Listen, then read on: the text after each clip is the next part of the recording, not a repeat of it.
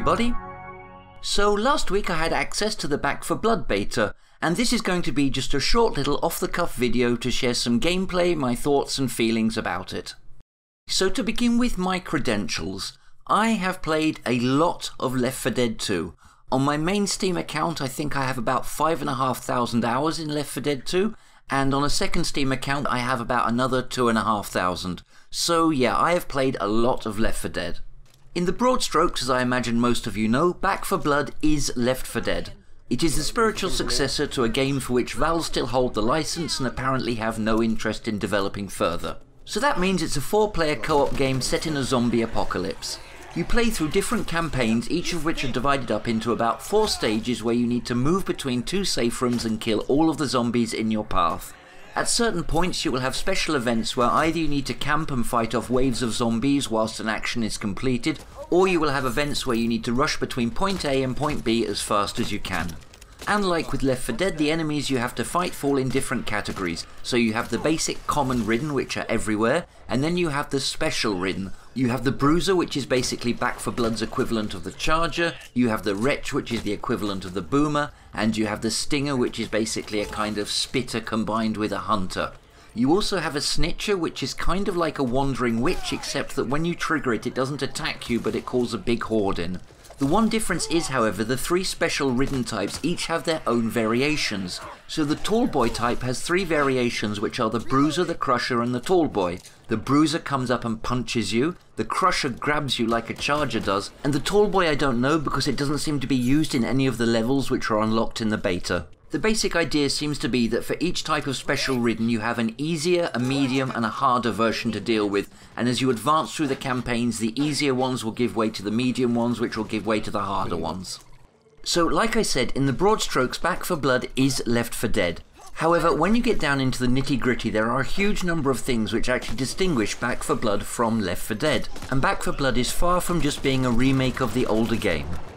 Now, one of the things that I've long praised Left 4 Dead for is the fact that it builds a game of huge depth and complexity out of what is essentially a very simple set of mechanics. It's the epitome of the game that's easy to learn and hard to master. The simple bash mechanic gave you the ability to deadstop or skeet hunters, negate boomer attacks and knock back jockeys, and melee weapons would allow you to cut smoker tongues or level chargers. But from this perspective, the skill of Left 4 Dead came entirely from the technical execution of these mechanics. It was your ability to master the movement and deal with the horde, as well as your ability to do things like leveling and dead stopping. However, there wasn't a huge amount of strategy in Left 4 Dead. Most of it simply came from knowing how to correctly deal with the horde, being familiar with the maps and knowing how to approach the events. Now these things are still an important aspect of Back 4 Blood of course, and it was very noticeable in the beta the difference between the players who obviously had a lot of experience in Left 4 Dead and those who were basically new to games like this. The experienced Left 4 Dead players had a much easier time of things because they simply knew how to approach dealing with the horde and had a better intuitive understanding of how to play through the events. But this is where Back 4 Blood differs significantly from Left 4 Dead, because Back 4 Blood is much more focused upon strategy and planning and resource management. Yes, the proficiency in mechanical technical execution is always going to be a significant part of the game because it's a first-person shooter and you need to be able to aim and move well in order to play the game, but unlike Left 4 Dead it's not the only dimension that counts, and character builds and planning and strategy is also going to be a large part of the game. Back 4 Blood has a much slower pace than Left 4 Dead, so you can't just bunny hop around the maps like mad and run everywhere. You have a sprint function which is tied to a stamina bar, but once that's used up you're basically left hobbling around the maps like an old man until it regenerates. And of course hobbling around like an old man is something I know a lot about and am an expert on and really don't recommend. But anyway, let's get into the details of Back 4 Blood and start talking about specifics, and I think the most sensible place to start is with the card system. The card system is what's going to give Back 4 Blood its variety and its strategy. You have a number of different basic characters or cleaners, each one who has their own abilities or perks when they start. However, beyond that you have these cards which allow you to build decks which can modify the way your character plays in a huge number of different ways. Now I will admit that when I saw this card system back in the alpha test in January I think it was, it really filled me with trepidation and I was very worried. Because this is a game that's being developed by Turtle Rock Studios and published by Warner Brothers. Now, Turtle Rock were the studio behind Evolve, and Warner Brothers were the people who absolutely ruined Shadow of Mordor with microtransactions. So when I saw these cards that would give your characters perks and abilities, it absolutely terrified me because I could see them very easily being crammed into loot boxes or monetized in some other different way.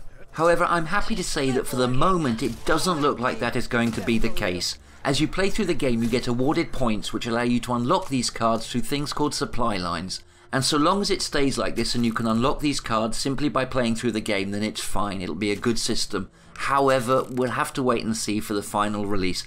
Apparently Turtle Rock have said that they learnt their lesson from Evolve and have no intention of trying to tie progression to microtransactions again, and for a $60 game I really hope not.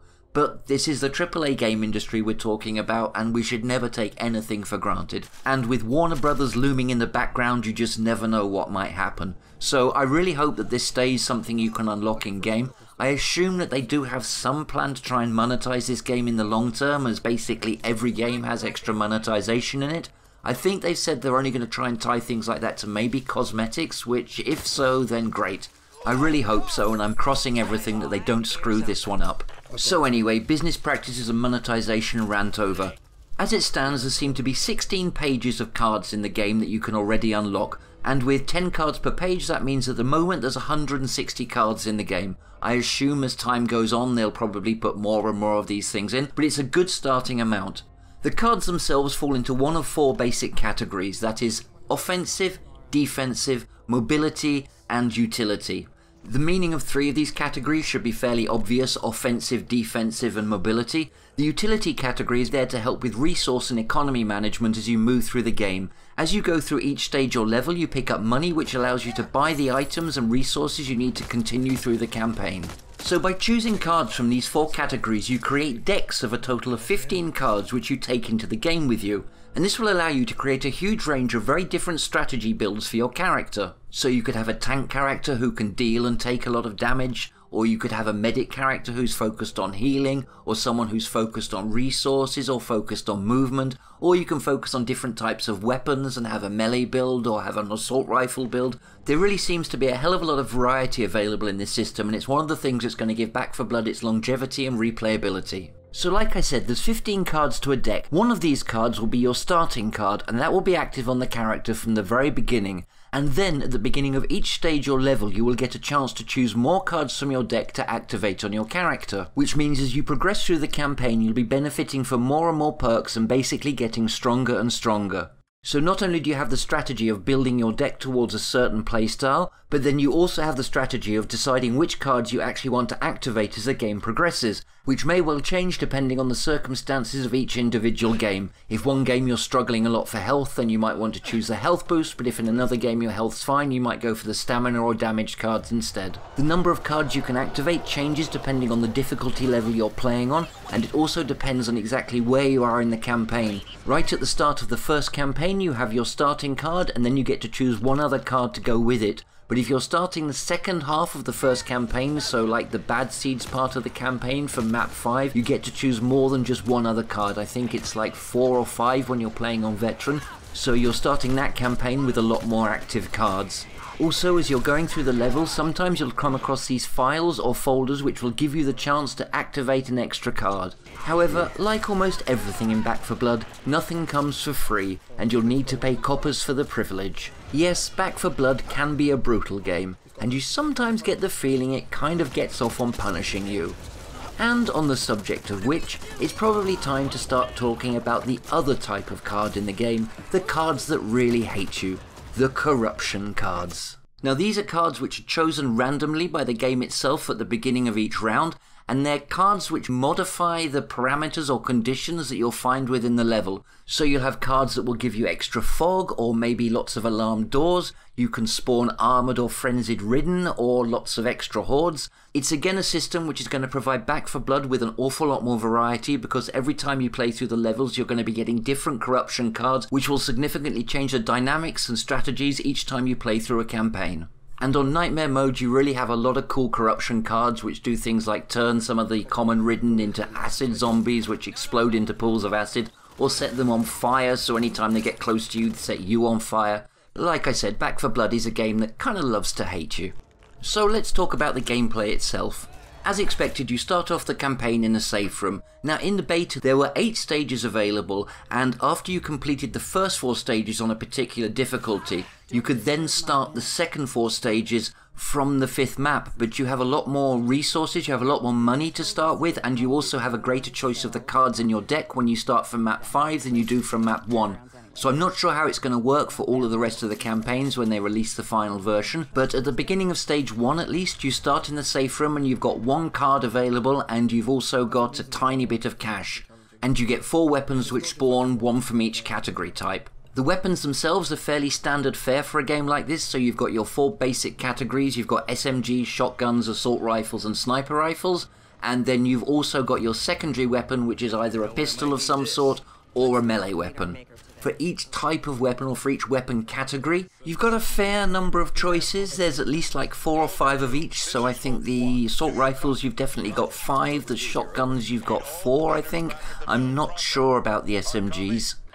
Maybe not for the sniper rifles, I think there's 3 sniper rifles. Oh, and you've also got LMGs as well, I almost forgot about the LMGs.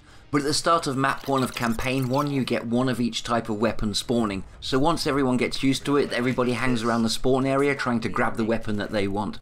As well as that, you also get a supply box in the safe room, and that will have like a random selection of weapons that you can buy. There's normally 2 weapons and a couple of weapon attachments, but each time it seems to be different and it's random. At the beginning of campaign 1, you won't have the money to be able to afford one of these weapons, but you could collect money in the level and then come back for them. As you go through the maps and the different levels, you can start buying attachments for your weapons, and you can also find guns of different varieties with different attachments as you go through the maps. The weapons themselves are fine, like I say, they're basically what you'd expect from a game like this. I must admit, I'm not overly sold on all of the weapon sounds. Some of them seem to lack a little bit of punch.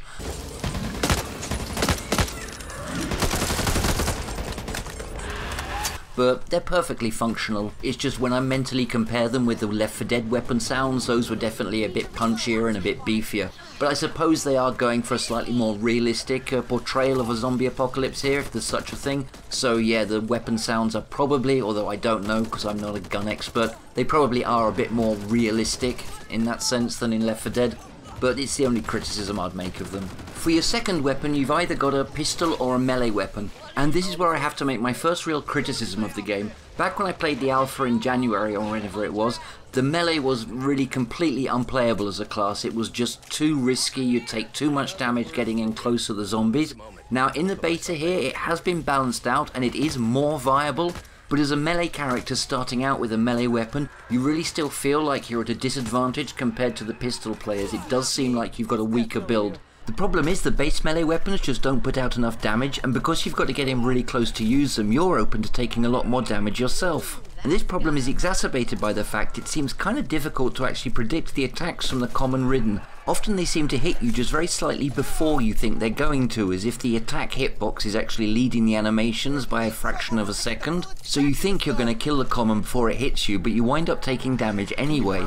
And one of the early cards you can get is called Combat Knife, which turns your bash, which was normally just knock a zombie back, into a knife which kills them. So I found myself equipping the Combat Knife and then just never using my melee weapon. The Combat Knife bash even uses less stamina than the melee weapon swing does, and I think the only disadvantage the Combat Knife has is it has a smaller hitbox area, so you wouldn't be able to hit so many zombies at the same time. But the advantage is it kills them instantly, whereas none of the starting melee weapons do this, they only knock the zombies back.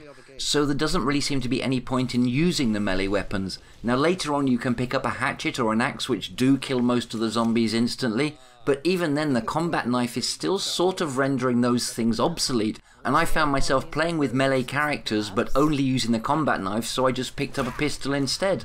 And if you're playing on Nightmare mode, you have this added problem that, like I mentioned before, you have these zombies that explode in acid or are on fire, so if you get close enough to them to kill them with a melee, you're also taking a shit ton of damage, which means it's just not viable or worth it. So I really think they need to rethink the melee a little bit to balance it some way to actually render that style of play advantageous. There is a card you can get which gives you back 2 points of health every time you get a melee kill, so you kind of have this risk-reward thing going on, which is nice. But you also get that health back again with the Combat Knife. So again, there's no real point in equipping a melee weapon, you might as well just use the Combat Knife and a pistol. So I think that's something they really need to address concerning the melee builds, because at the moment it just doesn't feel worth it. It's fine if melee is a kind of more risk-reward type gameplay, but for the moment there just isn't enough reward. And the only detriment to using the combat knife is it will take up a card slot, but together with the Regain 2 health card, it's such a useful combination to have whatever kind of player build you're going for. So yeah, I really think they need to kind of think the melee balance out a bit more and try and give a bit more reward and a bit more advantage to being a melee player. As for the rest of the weapons, there's so many of them that I can't honestly give you a complete breakdown of which ones are better and which ones are worse, because you really need time to try them all and test them all in different configurations. Now, like I said, you obviously have weapon attachments for all the guns, so you have the normal fare, you have stocks, you have mags, you have sights, and you have barrels. These obviously modify the weapon in different ways and can change its power output, can change its range and all of this sort of thing. I must admit, I didn't entirely like the way these were implemented either, because very often once you put an attachment on your gun, you simply can't take it off, or if you can take it off, it's because you find another attachment on the ground which you swap for the one that's on your weapon. But what you wind up with is this situation where you find a loot crate or something in a level and you start opening it, you've got all of your teammates crowded round, and inside you've got a couple of attachments. Now normally you have to hover over the attachment to get details on what it is, and from the outside a lot of them look very, very similar. So because your teammates are all there and all crowded round, you grab something really quickly and you suddenly find you've put like a 4x scope on your pistol, and you can't take the damn thing off again unless there's another scope on the ground that you can pick up. And this seems like a really bad decision to me. I can understand that when you find a special weapon with its own attachments, that the attachments stay glued to the weapon, but I think anything you find and pick up, or anything you purchase from the safe room, should be able to take off and just drop on the ground at any time. And at the moment, I couldn't find any way of doing this. You can't just click and drag it onto the ground, it's basically stuck on your gun. And very often you'll find yourself with a gun with a sight on it that you really don't want, but you can't change it out in any way. And that is kind of an annoying thing.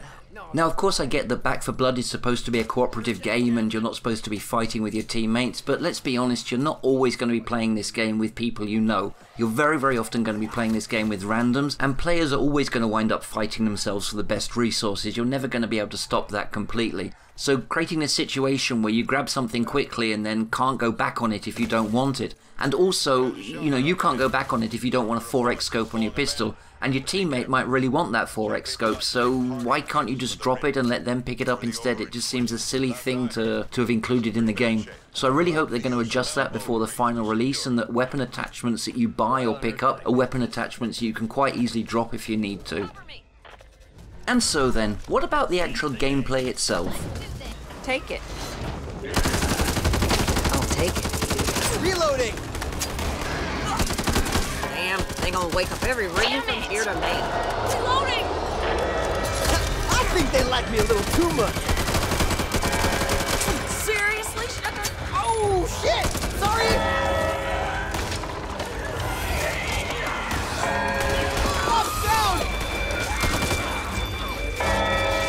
Cover me, I'm gonna get him up. Well, I really enjoyed my time with Back 4 Blood, and for the most part found it delivered a fun, challenging and rewarding experience. Of course, being a beta, it is not perfect in every respect, but they have built a very strong foundation for what promises to be a very fun and enjoyable game.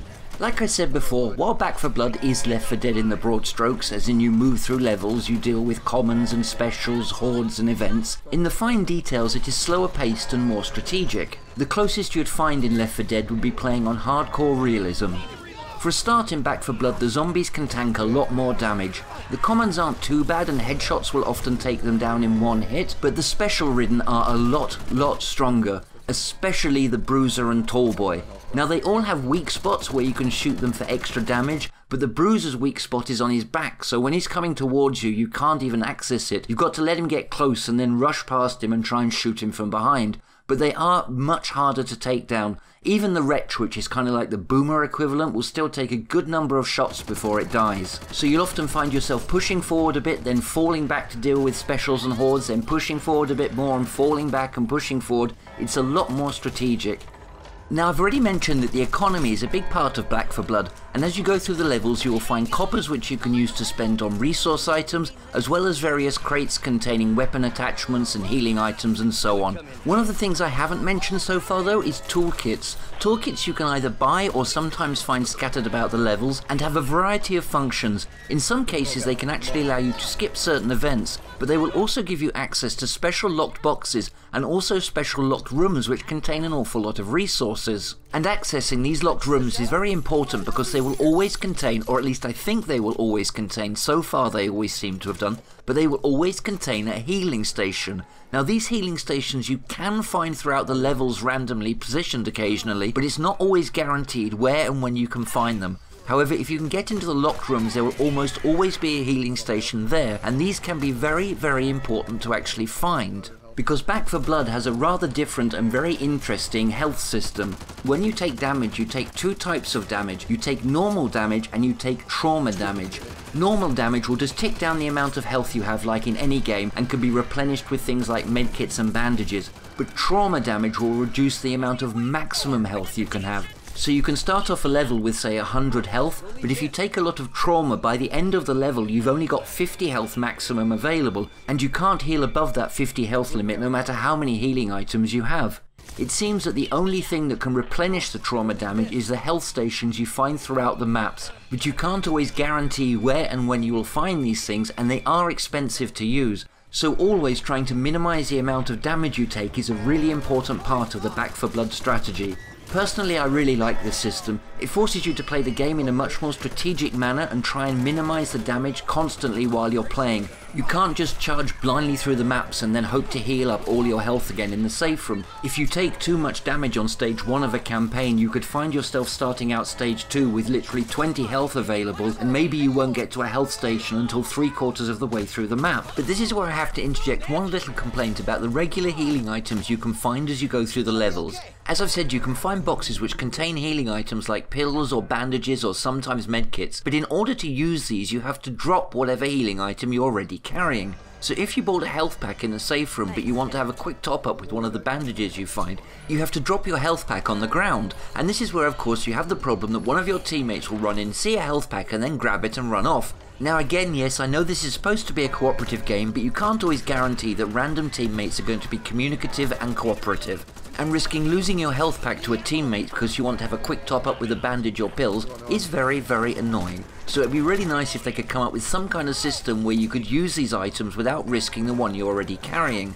Either a sort of use instantly button when you hover over it so it just picks it up and uses it without dropping your other item, or alternatively some sort of lock system that when you drop your health pack for like 5 or 7 seconds it can't be picked up by teammates, which will give you the time to use the other health item and then pick it back up yourself. But apart from that one little gripe, I really like the way the health system works in this game. It's a lot more strategic, and again you will find the card system playing into that strategy, as you can build characters who have much better healing abilities, or you can build characters who have much better resource management abilities that give you the possibility to find more money or more items through the maps. And all of these things come together really nicely to form the cooperative aspect of the game, because especially on the harder modes I think you're going to find you need to elaborate complete team strategies, with each player building a deck with specific goals in mind, either to be a healer, or to be a resource person, or to be a damage person or whatever, and I think without that variety across the team you're going to really struggle to get through the harder campaigns on the harder modes. But this is where we have to mention difficulty a little bit, because the one thing I found whilst I was playing Back 4 Blood is the difficulty does seem somewhat erratic even when you're playing on a certain difficulty level. So I spent most of my time playing on Veteran, and after the first period of the beta week was divided into 2 halves, I actually went on Twitter, and one of the things I said is I thought that even on Veteran, the first campaign finale was too difficult. There's a point where you have to rush across a bridge to get to a boat, and then you have to plant explosives on the boat, and for like 3 campaigns in a row, every time we got to the bridge section, even though there was a couple of experienced Left 4 Dead players on the team, and there were a couple of randoms who weren't so good, but we absolutely got annihilated. And I mean, it wasn't even close. This is the thing, we weren't even getting close to getting across or finishing. At one point, I'll show you the footage underneath this, 3 bruisers came at us in this tiny little area, and even with I think 4 experienced Left 4 Dead players, we wouldn't have stood a chance of getting through that.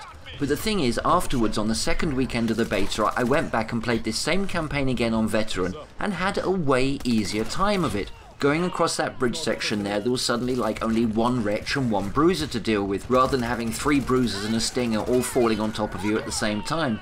And it seems that even within each difficulty mode, there is a huge amount of variation of the challenge that's actually going to be thrown at you. Now some of this is probably coming from the corruption card system, which is fundamentally a system I really like. It provides variation to the maps and it provides a different experience every time. However, I think there is just a bit too much inconsistency.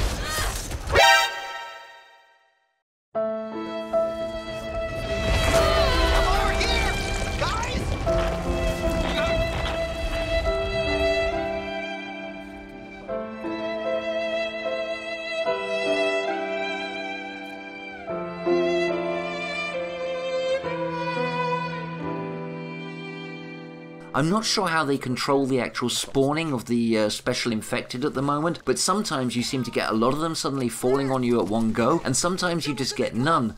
Now it does seem that when you get to certain points in the map, you can be fairly sure that you're going to get special ridden spawning at those points, but at other times it's very difficult to tell whether you're going to get 1 or 2, or like 4 or 5. And although I really like this corruption card system and the variation it provides, I think there's going to be times when you're simply thrown up against challenges that for whatever difficulty mode you're on are simply going to be way too hard to get through.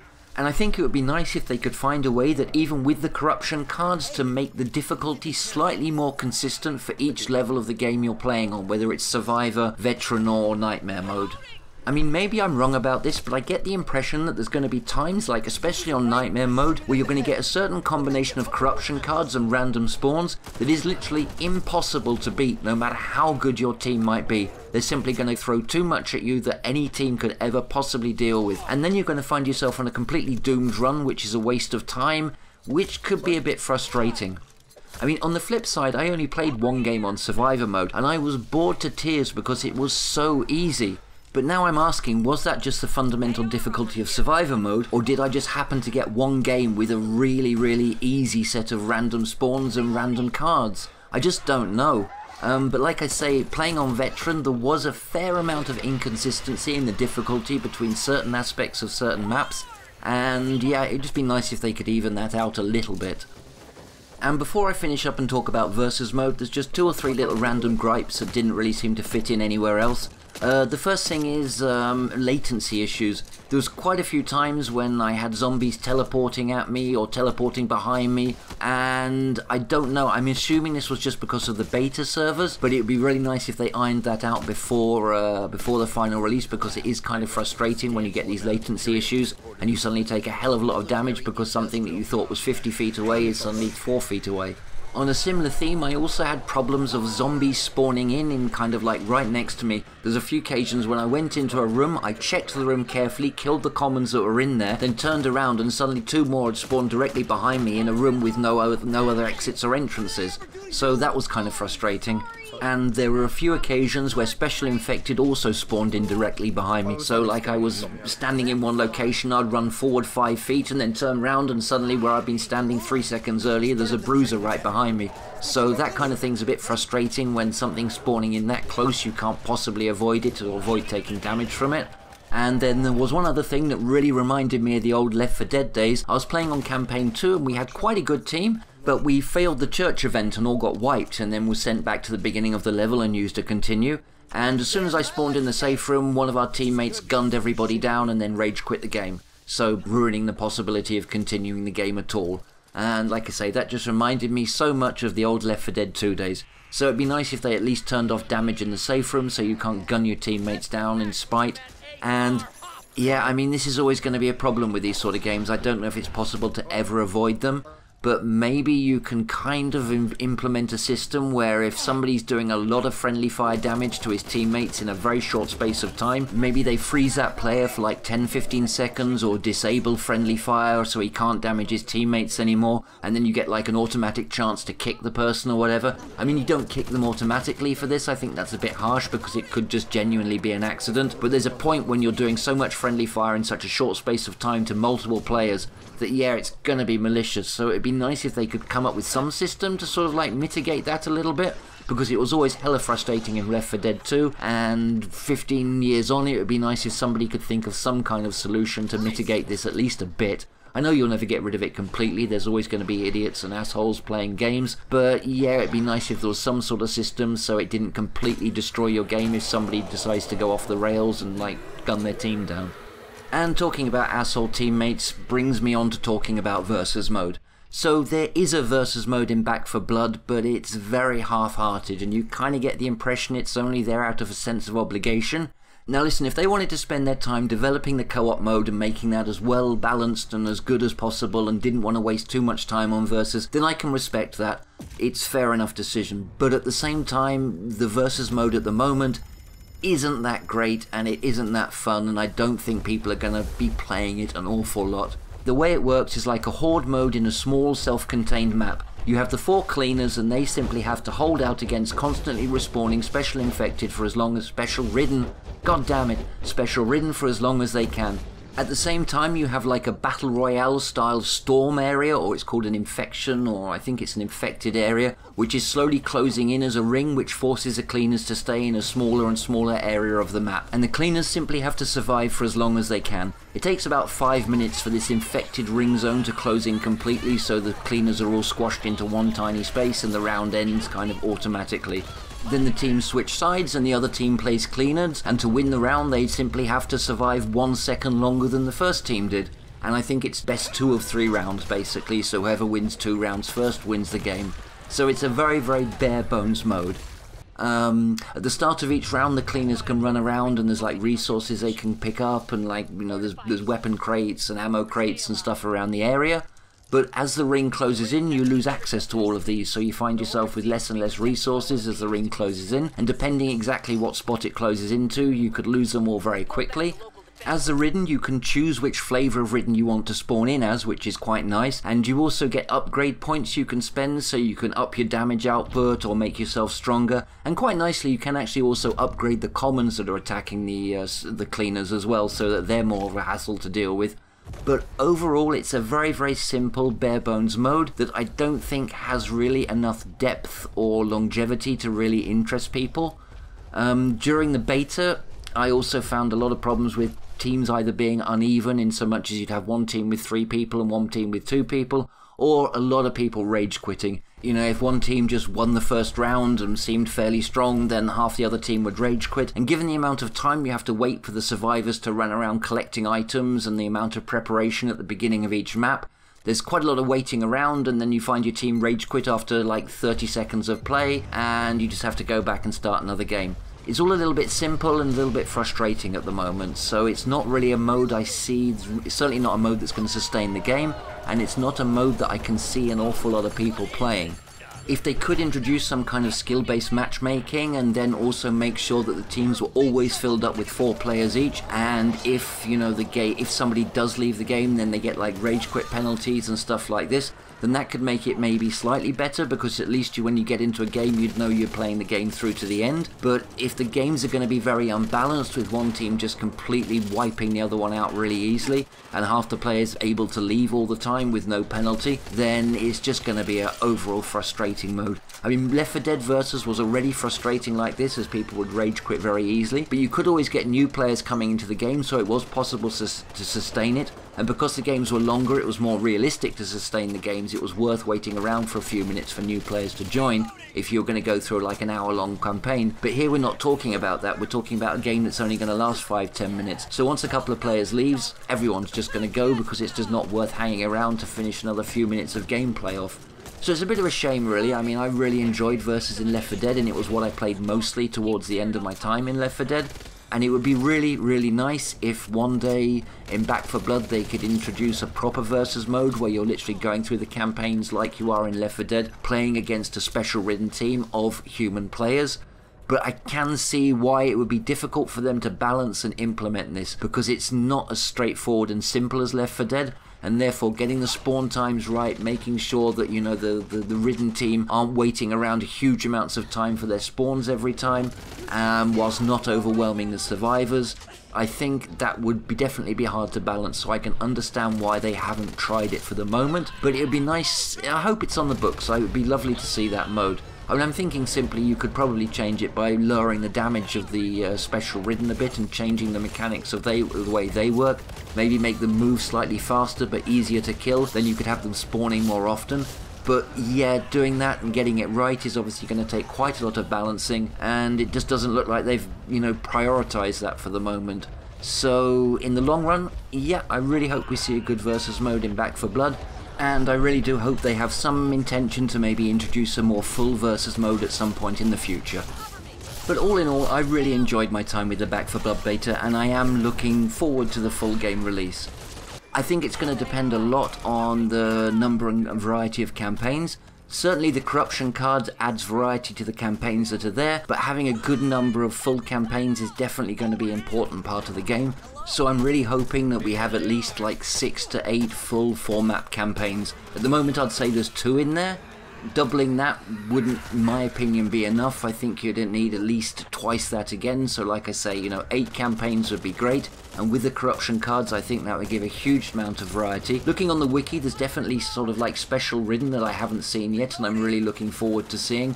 You've got things like the Breaker and the Hag, the Worm ridden and the Giant ridden. Those look really fun. So, really looking forward to seeing that.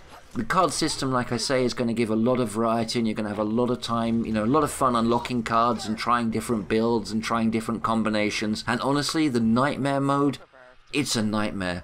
That is going to take a lot of beating. I did not manage to beat a single campaign on Nightmare mode. The best I did was got nearly to the end of map 3 on the first campaign. That's as far as I got on Nightmare. It was extremely difficult. And that was with good players, and we had 4 good Left 4 Dead, I assume 2 of them were randoms, I didn't know, but they seemed like very together Left 4 Dead players. So yeah, Nightmare is going to be a nightmare, and that is going to take some beating. Now, we had some really difficult corruption cards because we had extra snitches and we were playing it at night and everything, so maybe with a slightly easier set of corruption cards with that team we would have been able to get to the end of campaign 1. But I'm still not sure, because like I said, that bridge event, the very last map of campaign 1 where you have to go across the bridge, that was hella difficult sometimes just on veteran mode. So on Nightmare mode, I don't know. I mean, maybe that's going to take 10 plays to get through, and you're just going to get through there on luck on random generation. I've got no idea. But yeah, there's a lot of variety in this game. It's very enjoyable to play, and I'm just really looking forward to the final release. Like I say, I'm crossing everything that they aren't going to screw this up with some kind of shitty monetization system. From the looks of it, I think it's going to be okay. It looks like they just want to sell a $60 game and maybe then get a little bit of extra cash through cosmetics. Although I don't quite understand cosmetics, because all of the cleaners wind up so absolutely covered in blood that you're never going to be able to see the cosmetics under them anyway, so I'm not quite sure how they're planning to make that work. The only other thing I can see them monetizing is the campaigns themselves, and I don't know, it depends how they do it. I mean, if they start charging money after 3 months to get another 3 campaigns, and they're going to start splitting the player base if people don't buy it, and it costs like $30 to get the campaigns, that's going to suck. But, if after 6 months and they've got a basic, good set of campaigns and they want to charge $10 for another campaign, that's not so bad. I'm not going to complain about that. As long as it doesn't get greedy, because it's a really strong game here, and over recent years we've seen a hell of a lot of games have been completely ruined by shitty economies. So I really, really hope that this time Turtle Rock and Warner Brothers are just happy to make a good $60 game, and then maybe in a sort of natural rhythm without being greedy, sell a little bit of DLC after 6 months or a year. That's fine. Anything else, please don't do this, guys. Please, please, please don't do this. Don't ruin your game. And oh shit, I completely forgot to mention the graphics. The game looks great. The maps are really, really atmospheric. They look nice. I actually turned my settings down because it's like 35 degrees here in the summer at the moment, and I don't want to overstress my computer too much by making it work at full capacity. But even with the settings turned down a little bit to medium, it was still really nice, really atmospheric, and the maps look great. So there's no problem there, nothing to complain about with the graphics at all. Everything's fine on that level. That's probably why I didn't mention it. There's, really nothing wrong with them. So, there we go, that's it. I hope you enjoyed this dive into the Back 4 Blood beta, and I hope it's given you some idea of what the game is like and whether it would appeal to you. In my opinion, for the most part, it's a worthy successor to Left 4 Dead, which manages to keep a lot of the spirit and feel of the original, whilst evolving the formula and very much being its own thing. The emphasis upon strategy and card builds provides an extra layer of variety that wasn't present in Left 4 Dead, and although Left 4 Dead was an immensely replayable game, Back 4 Blood looks like it might manage to top that simply by providing a huge number of builds to experiment with, and by pitting you against a much larger range of environment and enemy challenges. Although there are some changes and quality of life improvements I'd like to see implemented, the foundation of the gameplay itself is extremely solid, and that is by far the most important thing. I hope that with time the PvP versus mode will be developed further into something more substantial, but until then Back 4 Blood promises to offer more than enough to keep players entertained. And so long as the business and monetization side of things remains restrained and unintrusive, from what I've seen in the beta I think I'll be inclined to give Back 4 Blood a hearty recommendation. For now I'm looking forward to the final release and crossing everything that Back 4 Blood manages to live up to the expectations the beta has set. If you enjoyed this video then please give a like, comment or even subscribe, and maybe we'll meet up sometime in some ridiculously resistant caravan in the middle of a zombie apocalypse. But until then, just remember, we're not unreasonable, and no one's gonna eat your eyes. Hey Tom, it's Bob from the office down the hall. It's good to see you, buddy. How have you been? Things have been okay for me, except that I'm a zombie now. I really wish you'd let us in. I speak for all of us when I say I understand why you folks might hesitate to submit to our demand. But here's an FYI, you're all gonna die screaming. All we wanna do is eat your brains. Hey, we're not unreasonable. I mean, no one's gonna eat your eyes. All we wanna do is eat your brains. We're at an impasse here. Maybe we should compromise. Open up the door. We'll all come inside and eat your brains. I don't want to nitpick, Tom, but is this really your plan? Spend your whole life locked inside a mall. Maybe that's okay for now, but someday you'll be out of food and guns, and you'll have to make a call. I'm not surprised to see you haven't thought it through enough. You never had the head for all that bigger picture stuff. Tom, that's what I do, and I plan on eating you slowly. All we wanna do is eat your brains. We're not unreasonable. I mean, no one's gonna eat your eyes. All we wanna do is eat your brains. We're at an impasse here. Maybe we should compromise. Open up the door. We'll all come inside and eat your brains. I'd like to help you, Tom, in any way I can. They've got us trapped. I sure appreciate the way you're working with me. I'm not a monster, Tom. Well, technically I am. I guess I am.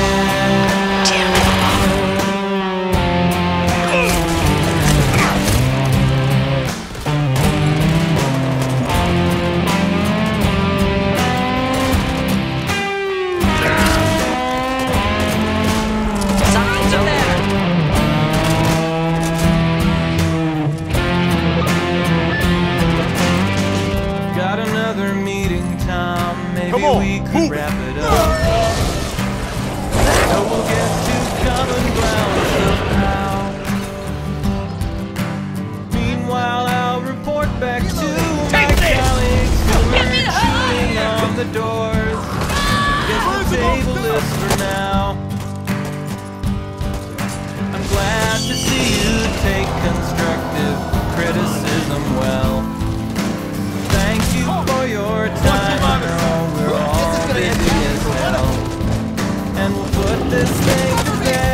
Cover me! when I bash your head open.